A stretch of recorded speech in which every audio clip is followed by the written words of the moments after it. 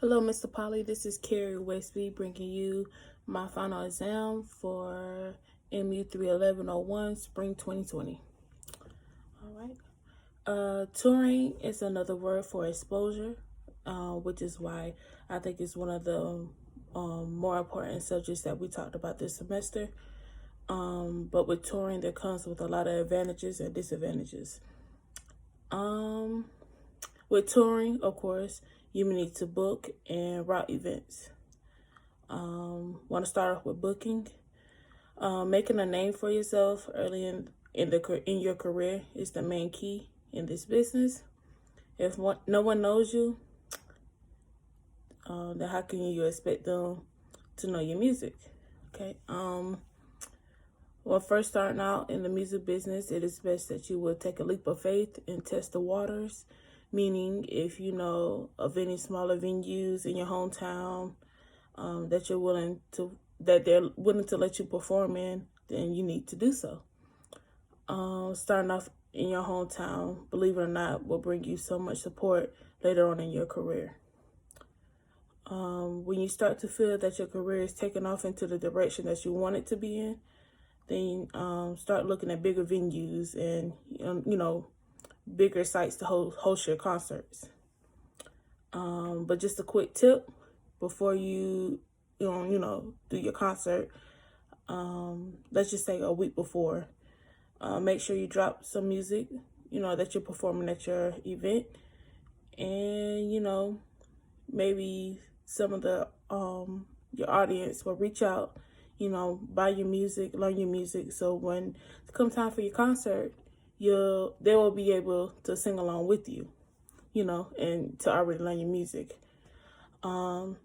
This is a great marketing strategy, and it comes with even more exposure. And speaking of exposure, another beneficial way for the band to get money is to just play. Somewhere someone is going to see your music, hear your music, know your music. And with today's social media outlets, people are going to talk about it. Between tweeting, snapping, posting, how everyone likes to do. All right, next I would like to talk about routing. There are two different routings, two different types of routings, regional and ultimate. When thinking about which cities, the band that you will want to go, think about how long you're going to stay there. Will you be there for an overnight trip? Are you going to the next tour destination? How long will the band be traveling between stops? Which routes are you taking? Things like that. You don't want to plan. You don't want to plan a routing schedule if you do not know the time frames, next stops, parking, things like that, etc. Some advantages you can come from routing is saving on gas, quicker arrivals, avoiding car damages, and just staying on schedule. Who likes to be late? You only get one time for a first impression, And also, who doesn't like to save money on gas? Gas is one of the biggest expenses you will have to make on a tour. So that's also a good thing to also plan ahead. Some of the main disadvantages of routing would be like weathers and the patterns. As we all know, weather down south, is a little strange. Look at it, just recently we had a tornado in the middle of April, and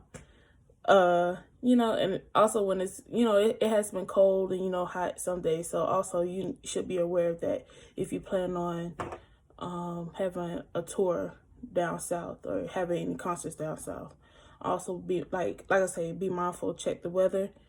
Not too many people are going to come out if it's like above 95 degrees, just saying. Also, if you know that there's a big like rainstorm coming, just because you have an inside event doesn't mean that the people are still going to come. So make sure you check every news, news channel, that you look at. And also, it's an app on our phone. So check and see, updates about the weather. All right. And lastly, I want to talk about contracts, managers, riders, things of that nature. It's all in this setting. When signing a contract, make sure you have the right persons there to help you understand the layout of the contract. You don't want to go into something blindsided while trying to do it yourself. It's also good to have somebody there that knows what they're talking about, in order to help. That means hiring a lawyer, manager, or agent. Just make sure you know somebody that knows their stuff. But also, when doing so, when hiring, make sure you hire the person, like I said, that knows their stuff. Because some people do it by popularity, and that's not okay. In this case, you're going to be in trouble. Some managers or agents are just, like I say, just there to collect a check. Most of the time, you will not be the only artist that they're working for. So, like if you conduct the interview, well, of course you should conduct the interview.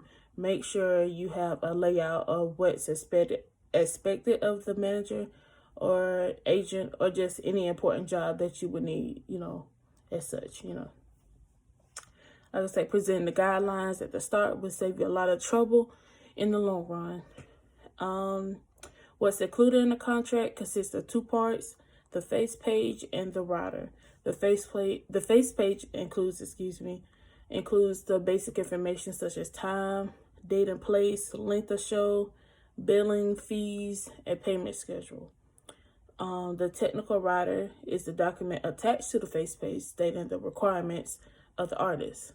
So that could be like the travel arrangements, the hotels, food and beverages, band gear, sound and light systems, and other details that the artist may want to accommodate them. Thank you.